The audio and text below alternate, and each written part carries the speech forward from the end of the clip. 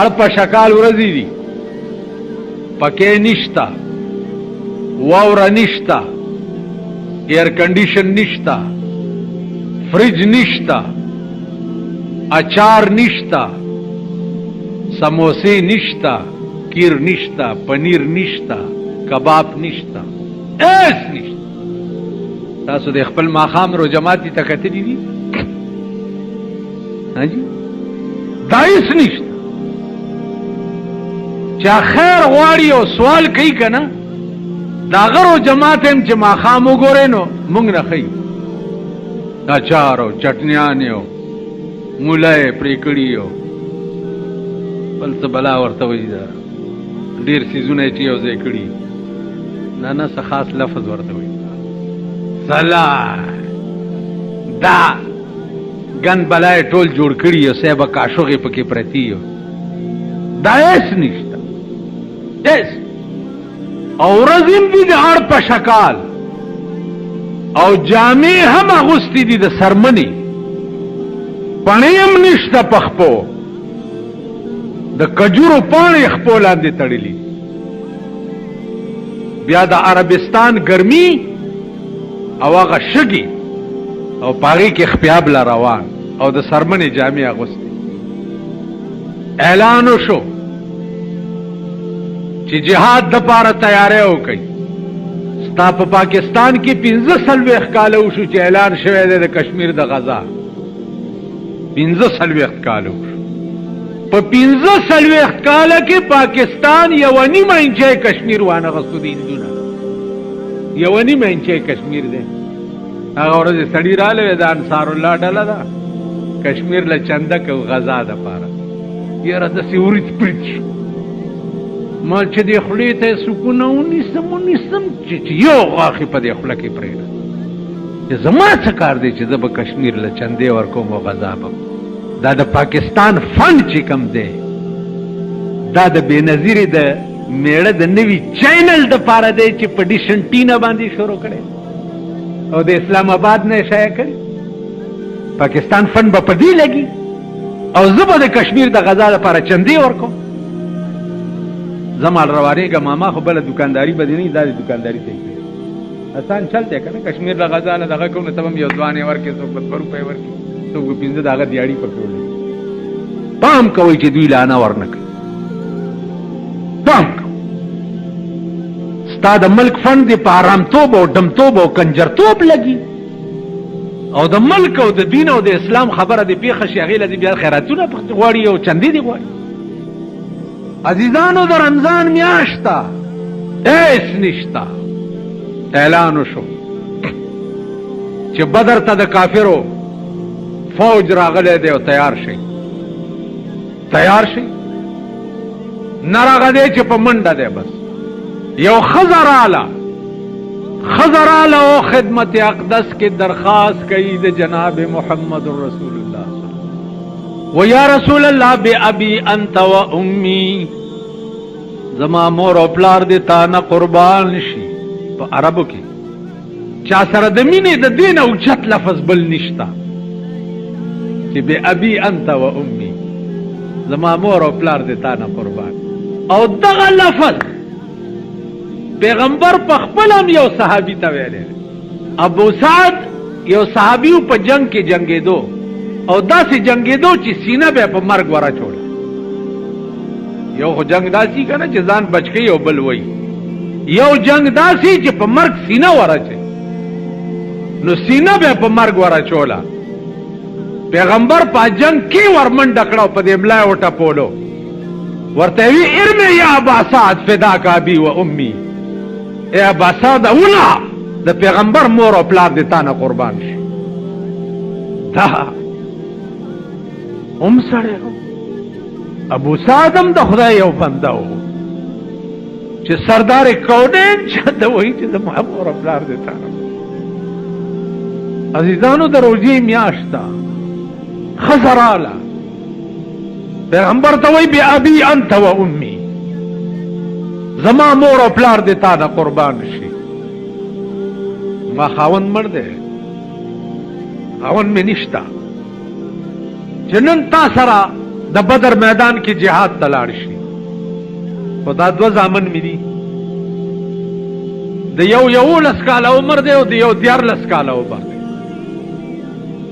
ښځه ده یا رسول الله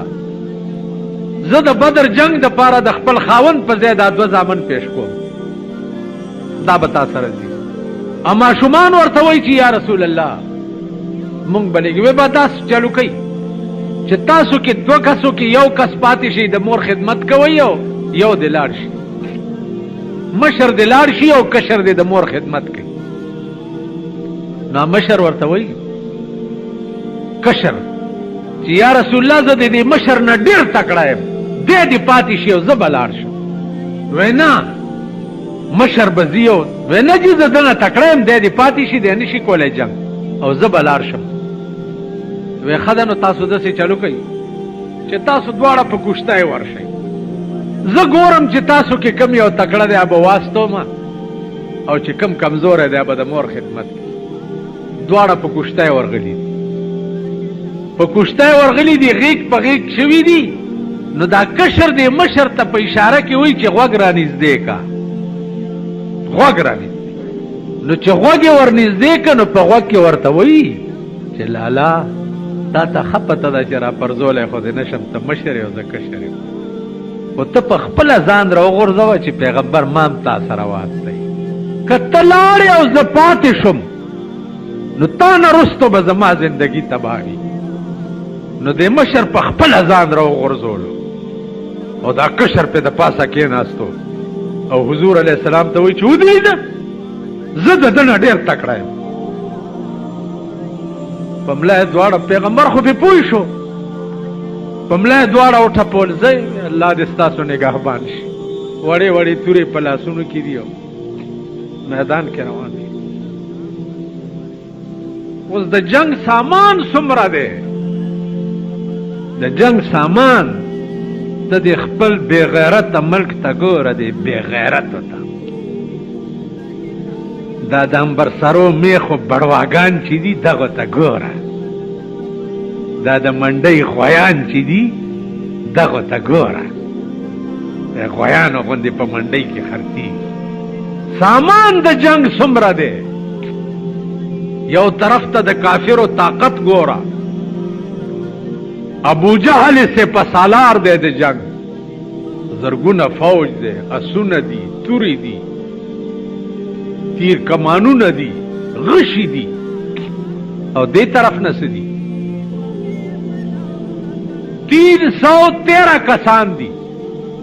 313 او په 313 کسانو 8 توره دي، 8 توره یعنی فی کس یو تورم نشتا، کل 8 توری دي او 2 اسونه دي، خوراک ایس نشتا، چا په جیب کې کجوري ځان سره وړي. بدر کم از کم 100-150 کیلومیټر د مدینه منورې نه لري دی. ما هغه مقام هم لیدلی دی چې کوم ځای کې جنگ شوی دی، هغه مقام مې لیدلی دی چې کوم ځای کې پیغمبر ولاړ او بیا دعا وکړه. هغه کوی هم ما لیدلی دی چې کوم کوی کې د ابوجهل لاش بیا واچول. د مصعب ابن عمیر قبر بیا چې کوم ځای کې دی هغه ځای ته زم لاړم، دیوال ته تاو دی او د هغې په خوا کې پیغمبر ولاړ او بیا دعا کړې. عزیزانو که خدای اوس خو لار د مدینې بدله شوه، پخوا دا زړه لار وه، که هغه ځای وګورئ تاسو، هغه شګې، هغه کاڼي، هغه غرونه، هغه دشت، 100 میله کې یو ګز د سوري ځای نشته، 100 میله کې اړ په شکال او ګرمي او د سرمنې جامې خپو لاندې د کجوري پاڼې تړلې ځای کېړی او د بدر میدان ته ورسېده او جنگ شروع شو. پیغمبر په خپله توره په لاس کې نیولې ده او پکې ولاړ، جنگ شروع دی، لګیا دی. کم صحابي چې ستړی کېږي هغه توره دې بل اخلي او هغه شروع کېږي، بل چې ستړی کېږي توره دې بل اخلي. 8 تورې دي او 313 کسان. پیغمبر چې وکړه چې دا مسلمانانو حالت خو ډېر کمزوری دی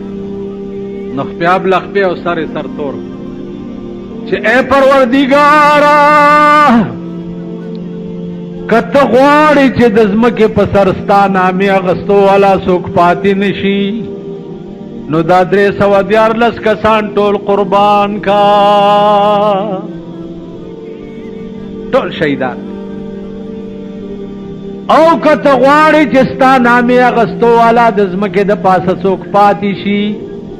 نو یا الله د دې مظلومانو امداد وکړه او چې دا الفاظ یې ووایي 15,000 ملائکې د اسمان نه راځي قرآن کې راځي کنه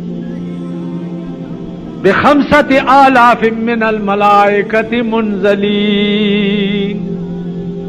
15,000 ملائکې علما لیکي چې ملائکې پاسونو سورې وي سپین او زیړ پټکی والی د کافر نه به سر پریوتو ملائکه به د چا په لاس نه راتله او په دې جنگ کې دی عزیزانو ابو جهل د اس د پاسه سور کمان کوي لګیا دی د دوه ماشومانو رامنډې کړې او د عمرو ابن عوف په خوا کې ودرېده چې دې مجلس کې هغه ابو جهل څوک اڅوک وی ولی وی ګورو یې لګ چپ د ټول جنگ کمان کوي جنگي جرنیل دی دا غنو مالای ماشومان لکان یې اس کو نږدې شي کپیا بشي ویلا سي له ګورو ویلا غ پسپیناس چې سور دی ماشومانو چې معاذ او معاوذ ورته وکړه ښا ازمون محبوب دنا دومره تنگ دی دنا اوس تماشا وکړه ویل مزي ویل تماشا وکړه ورمنډې کړ هغه نګیر چاپیر فوج ولاړو د فوج په خپو کې ورننوته او ابو جهل ته مخامخ ودرېده ورته وی او لعینا او د محمد رسول الله دشمنا تا نه زمونږ محبوب دومره تنگ دی هغه ورته داسې وکتل ویل څوک یې ویل مونږ د الله بندگان او د محمد رسول الله غلامان ویل څوک مشر کشر نه لرئ هر مخکې کوي ویل الله مشر دی او محمد رسول الله هم کشر دی بل څوک ویل گزار کوي دا ماشومان ورته وایي چې ابو جهل ته گزار کوه مونږ یو دویو ته یوازې بیا به وایي چې دوو کسو والم ته کوه خلق اکبک خلقنا حواس بالکل والوته چې دا لا څنګه چل ویل کوي گزار ویل ته گزار کوه ابو جهل چې لاس سره اوچت کو نو د یو ماشوم ورته وی چې لعینا لاس مه اوچته ولاندې نه د داس پیټه یوشلې ده د سر راټیټ کو سره د عقله خدای چې سړی کمه کوي 3 ځای کې دروغ ویل رواج 3 ځای یو ښځې ته دروغ ویل ښځې ته او بیا اوسنو ښځو ته خو بیا په 4 مذهب هم وایي یعنې بیړي م غر کي ښځې ته دروغ ویل دا معنا چې د ښځې مطالبات د چا پلار نشي پوره کولی ښه ده نن به کم سبا به کم بل سبا به کم په دروغه ورته وخت ورسره تیری دا روان یو د 2 کسانو د جوړې په ټیم کې دروغ ویل جایز یو کس لور شي هغه وایي چې کوم هغه د هغه خبره دی بل ته یو بیا جوړه چرته نه منځ کې به لږ دروغ وی د هغه یو سخته خبره چې کړې به نرمه کې ترخه یې کړي خوږه به یې کې دروغ پکې وی د 2 جوړو په ټیم کې دروغ ویل رواج یو د جنگ په وخت کې کافر سره دروغ ویل جایز ویلاندې نه د داس پیټه پرانیسته شوې ده د سر راټیټ کو چې راټیټ کو چې پیټه ګوري رستو نه د یو الک لاس ورته جوړ او په دې سټي ورته توره کېښو الله اکبر داس نه کوز راو غورځو چې راوی غورځولو عبدالرحمن ابن عوف چې وکته چې اوفو دا دې هلکانو څوک په منډه راغلو او په دې سینه ورته کېناستو ابوجهل او توره یې راوویست ویل څنګه چل کې هسې ویم وی تسبیح په لاس کې په جماعت کې کېناستل خو خوند کوي لیکن توره په لاس کې په میدان کې ودرېدل ډېر خوند کوي زما په دې خبره پوهېږئ تسبیح دي او صاحب جماعت کې چیله شو چیلی شو چیلی شو ګډه شوه پلانې شو دا خو آسان کار دی هر څوک یې کوي ماښام هم دله درې منه روژه ماتې راشي او پېشمني کې هم راشي او دا سربې او غوړې زیړې ووهي خبره دې کې ده خبره دا ده بنیادي په سینه ورته کېناست او د روژې میاشت ده وړ په شکال ورځې دي ورته ویل وا توره یې راوویسته ورته ویلې د نور میس ارمان نشته خدا سر مې لږ وړوکی دی او خلک به زما سر کتو ته راځي نو لاندې دا مری ور سره کا ښکته نه یې غوڅ که چې زما سر لږ غټ که عبدالرحمن ابن عوف پې توره کېښو سر یې د تنې نسې جدا قیامت برپا شو په میدان کې چې ابوجهل مردار شو عکرمه نامه یې وه د ابوجهل زویو هغه چې وکته چې زما پلار سره دا واقعه وشوه رامنډې کړې او په دې هلک یې یو وروستو نه ګزار وکړو په دې ولي د تورې دا ولې ته بیل شو دې ترخ کې لږه غوندې سرمن ونښته هلک اوس همداسې منډې ترړې وی او توره یې ښي لاس کې نیولې ده دا ورته پته نشته چې ما نه لاس غوستی دا ورته پته نشته چې ما نه لاس غوستی وبکړی شئ په ایمان لاس در نه غوسي او ته د پیغمبر په عشق کې دومره مست دی چې تا ته د لاس هم پته نه وي د دې ځان ته به سره وګورو ماما زه به م وګورم او تاسو یې زه ملا یم او تاسو عوام یې زه به ځان ته م وګورم چې زه به داسې وکړی شم زما هغه اووه پیړۍ چې د قبر نه راپاسي والله کې زما دا پلار هم بیړه تباه ده راپسې تاسو غر کې لاس دې غوستی او د لاس پته ورته نشته عزیزانو دا هغه استغراق فی الرسول استغراق فی الله استغراق فی الرسول او استغراق فی الشیخ استغراق دې ته وایي چې په یو شي کې داسې محوه شي چې د دې ځان هم درته پته نه مفتی احمد حسن صاحب خپت یې غوسېده په لاهور کې دا د مولانا اشرف علي تھانوي رحمت الله علیه خلیفه و ډاکټرانو ویل ستا دا خپه ټوله چې دا کینسر شوې ده او دا د دې بیخ کې غوسه و هغه غوسې کوي چې نشې ستنې راوړه ویل داسې دي ویل دا د نشې ستن دی ویل نه ستن به راته نه وهئ او خپه به غوسه وایي دا څنګه کېږي ویل نه به وایي مړ به شي ثابت خپه په دې غمانه کې غوسه وه نشه مه ورکوه ویل تماشه خو کوئ تاسو خپل غسول شروع کوئ ډاکټرانو ویل لیکلي راکه که دې نه ته مړ شوې نو موږ دې ذمهوار نه یو لیکلي ورکړه چې ورکړه چې که دې نه زه مړ شم تاسو مې ذمهوار نه یو هغې خپه غوسوله خپه یې غوسه کړه پټی مټی پې ولګوله او دی مسکی مسکی کېدو کټ ته یې راوړو سبا وله سهار وختي ټول ډاکټران راغلي چې خو به مړي چې کته کټ کې ناستو مسکی مسکی کېدو مولانا صاحب خدای ته وګوره اوس هم پوه که دا څه چلو دې نشې دا دومره غټه خپه پرې کېده ویل پرېږدئ مې نه حل ویمه ویله ووایه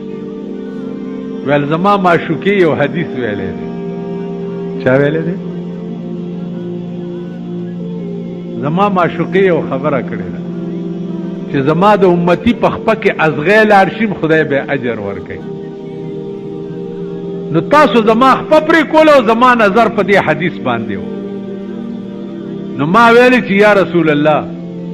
تا د ازغیم خدای تا اجر ویلی دی چې ورکوي به، نو ما نه خو ثابت خپه غوسېږي چې ماله به لا څه راکوي. زما نظر په دې و تاسو خپه پرې کړې، په خدای مې د قسمي کپې پوه شوی او د لاس لږ سست کړی ما، نو دا د لاس تلی د خپې تلي لاندې کېښود، دا لاس یې راښکو، داسې ځان ناپه وغورځو، توره راواغسته او منډې وبه شي. تاسو خیال ده عزیزانو؟ عرض مې داو چې روجه او د اړ په شکال میاشت او پېشمنې په څه کړی او د شپې پېشمنې یوه کجوره